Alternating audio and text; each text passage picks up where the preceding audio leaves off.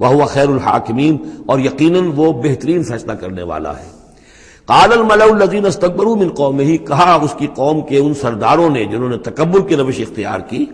لَنُخْرِجَنَّكَ يَا شُعَيْبُ وَالَّذِينَ آمَنُوا مَعَكَ مِنْ قَرْيَتِنَا، اے شعیب ہم تمہیں اور جو تیرے ساتھ ایمان لائے ہیں انہیں اپنی بستی سے نکال باہر کریں گے، أَوْ لَتَعُودُنَّ فِي مِلَّتِنَا، یا تم لوگوں کو واپس آنا ہوگا ہمارے ملت میں، جو ہمارا طریقہ تھا، جو ہمارا دین تھا، جو ہمارے رسمیں ہیں، ریتیں ہیں، رواج ہیں، انہیں اختیار کرنا پڑے گا۔ قَالَ أَوَلَوْ كُنَّا كَارِهِينَ،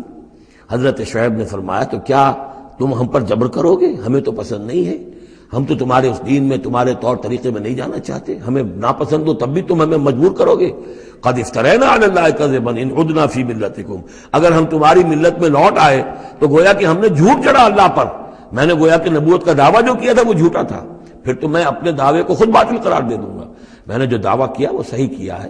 میں تمہارے دین میں اور تمہاری ملت میں واپس نہیں آ سکتا۔ بعد اذ نجانا اللہ منہا، جبکہ اللہ تعالیٰ نے ہمیں اس سے نجات دے دی ہے، وما یکون لنا ان نعود فیہا، اور ہمارے لیے قطعاً ممکن نہیں ہے کہ ہم اس کے اندر اعادہ کریں، لوٹ آئیں، الا ان یشاء اللہ ربنا۔ اب یہ ہے کہ جو ہر بندہ مومن کو سمجھنا چاہیے کہ خیر پر استقامت کے لیے بھی کبھی بھی یہ نہیں کہنا چاہیے ہرگز میں یہ نہیں کروں گا،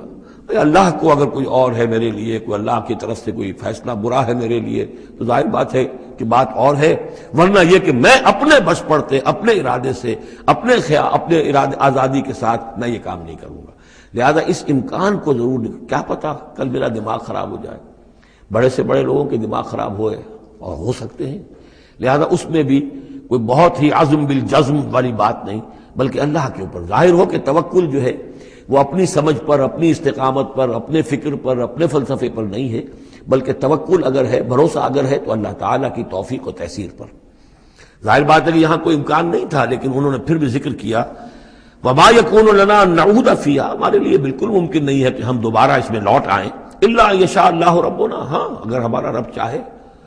وسع ربنا کل شیء علما، اور ہمارے رب نے تو ہر شے کے علم کا احاطہ کیا ہوا ہے۔ علی اللہ توکلنا، ہم نے اپنے رب پر، اللہ ہی پر توکل کیا ہے۔ ربنا افتح بیننا و بین قومنا بالحق، اے رب ہمارے فیصلہ فرما دے ہمارے اور ہماری قوم کے مابین حق کے ساتھ۔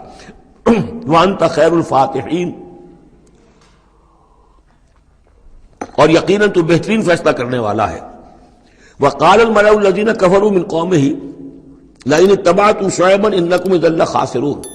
اور کہا ان لوگوں نے جو وہ سردار تھے ان کی قوم کے، جنہوں نے کفر کیا تھا اس کی قوم سے، ان لوگوں سے جو ایمان لائے تھے اور ان لوگوں سے کہ جن کو حضرت شعیب دعوت دے رہے تھے، لئن اتبعتم شعیبا، اگر تم نے شعیب کی پیروی کی، انکم اذا لخاسرون، تو تم خسارے والے ہو جاؤ گے۔ فاخذتهم الرجفۃ، انہیں بھی آ پکڑا ایک زلزلے نے، فاصبحوا فی دارہم جاثمین، تو وہ بھی ہو کر رہ گئے صبح کے وقت اپنے گھروں کے اندر اوندھے پڑے کے پڑے رہ گئے۔ الذین کذبوا شعیبا کأن لم یغنوا فیہا، وہ لوگ جنہوں نے شعیب کو جھٹلایا تھا، تکذیب کی تھی، ایسے ہو گئے جیسے تھے ہی نہیں، جس کو ہم کہتے ہیں نسیم منسیہ،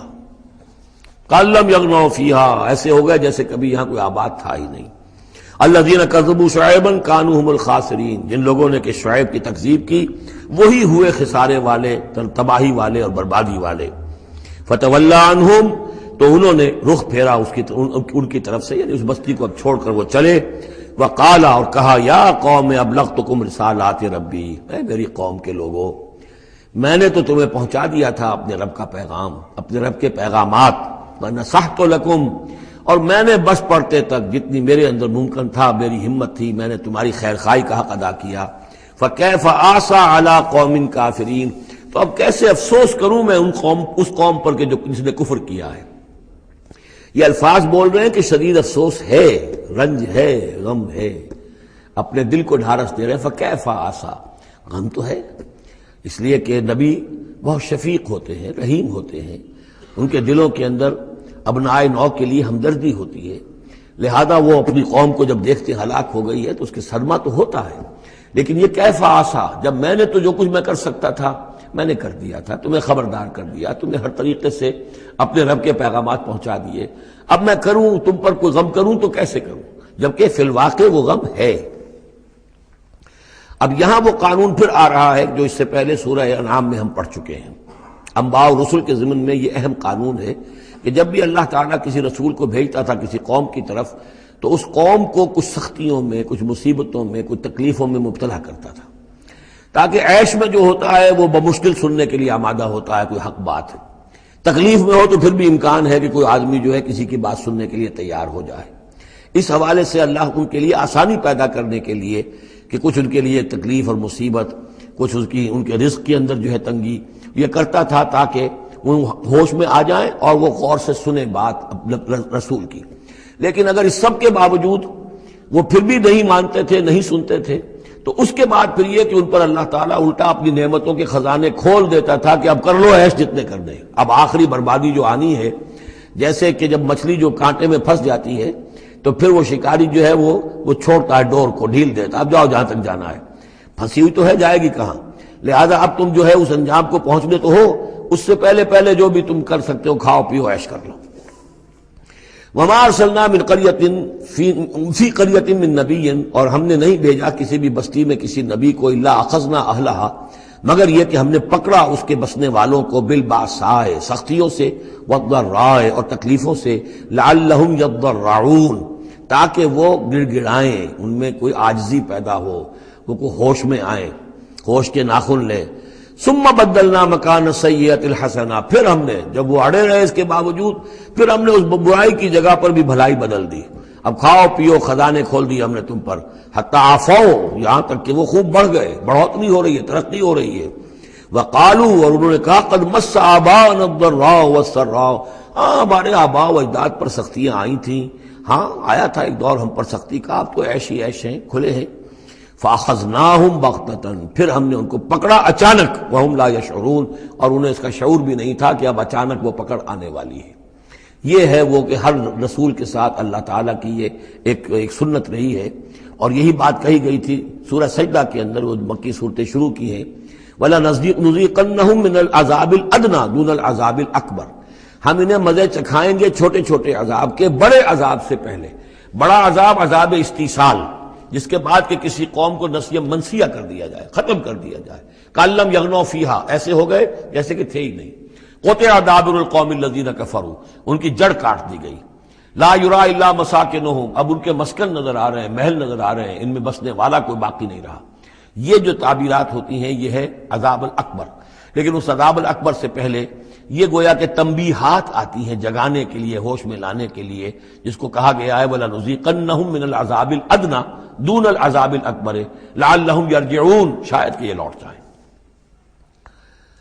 وَلَوْ أَنَّ أَهْلَ الْقُرَىٰ آمَنُوا وَاتَّقَوْا، اور اگر یہ بستیوں والے ایمان لاتے اور تقویٰ کی روش اختیار کرتے، لَفَتَحْنَا عَلَيْهِمْ بَرَكَاتٍ مِّنَ السَّمَاءِ وَالْأَرْضِ، ہم ان پر کھول دیتے آسمانوں اور زمین کی برکتوں کے خزانے۔ وَلَٰكِن كَذَّبُوا فَأَخَذْنَاهُمْ، لیکن انہوں نے تکذیب کی، جھٹلایا، تو ہم نے ان کو پکڑا، بما كانوا يكسبون، ان کے کرتوتوں کی پاداش میں۔ افامن اہل القرآن یاتیہم باسنا بیاتن وہم نائمون، یہ اس سورہ مبارکہ کی شروع کی آیات یاد ہوگا کہ بالکل اسی طرح کی تھی۔ تو کیا یہ بستیوں والے، اب جو یہ بستیوں میں آباد ہیں، یہ اس سے بالکل نچنت ہو گئے ہیں کہ ان کے پاس نہیں آ سکتا ہمارا عذاب، جبکہ وہ رات کو سوئے ہوئے ہوں، یا وہ ہم نائمون بیاتن، رات گزار رہے ہوں اور سوئے ہوئے ہوں۔ اب امن اہل القرآن یاتیہم باسنا ضحی وہم یلعبون، کیا وہ نچنت ہے اس سے کہ کوئی عذاب نہیں آ سکتا صبح کے وقت جبکہ وہ کھیل رہے ہوں؟ افامنوا مکر اللہ، تو کیا وہ امن میں ہو گئے ہیں، نچنت ہو گئے ہیں اللہ کی چال سے؟ فلا یامن مکر اللہ الا القوم الخاسرون، تو اللہ تعالیٰ کی چال سے اپنے آپ کو امن میں محسوس نہیں کرتا مگر وہی کہ جو خسارہ پانے والا ہے، تباہ ہونے والا ہے۔ اولم یہد للذین یرثون الارض من بعد اہلہا، تو کیا ان لوگوں کو ہدایت نہیں ملی جو کسی قوم کی ہلاکت کے بعد وارث ہوئے زمین کے؟ اللہ نشاء اصبناہم بذنوبہم، کہ ہم چاہیں تو ان کو بھی ہم پکڑ لیں ان کے گناہوں کی پاداش میں۔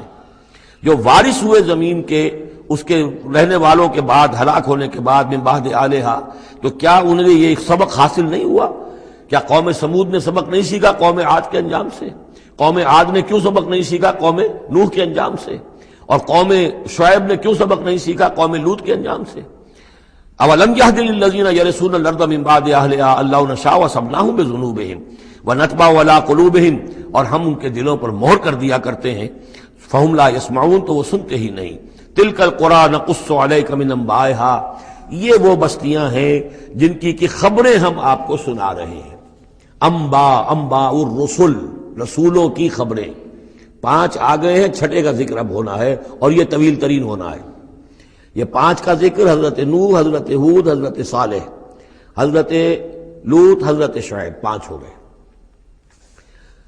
فما كانوا ليؤمنوا بما كذبوا من قبل، تو وہ نہیں تھے ایمان لانے والے اس پر جس پر کہ انہوں نے انکار کر دیا تھا پہلے،